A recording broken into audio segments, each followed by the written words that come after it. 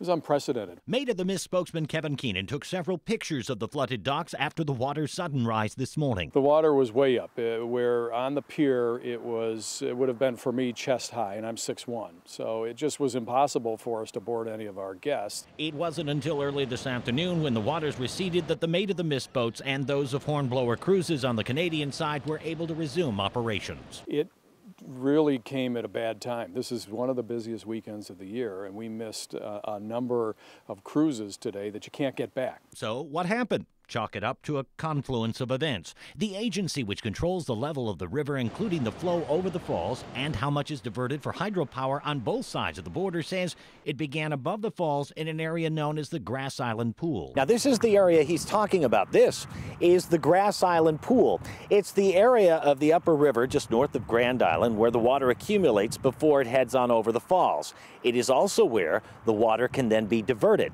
to the power plants through large gates, such as this one over here. But the power plants had been taking in less water as of late. The diversion capability was reduced because of low demand on the system, both in New York State and in Ontario. In part, he says, due to the Canada Day and Independence Day holidays.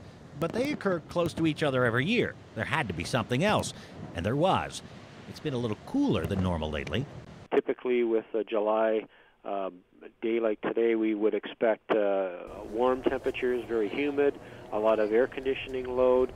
We have the exact opposite of that. And then, remember over the past couple of weeks, all that heavy rain in the upper Midwest? You know, where the rest of the Great Lakes are? All of the Great Lakes are above their long-term mean elevation. And all those rivers and streams that drain into them, they're also high in addition to the Great Lakes because of that rainfall. It all has to go somewhere, and that's always here.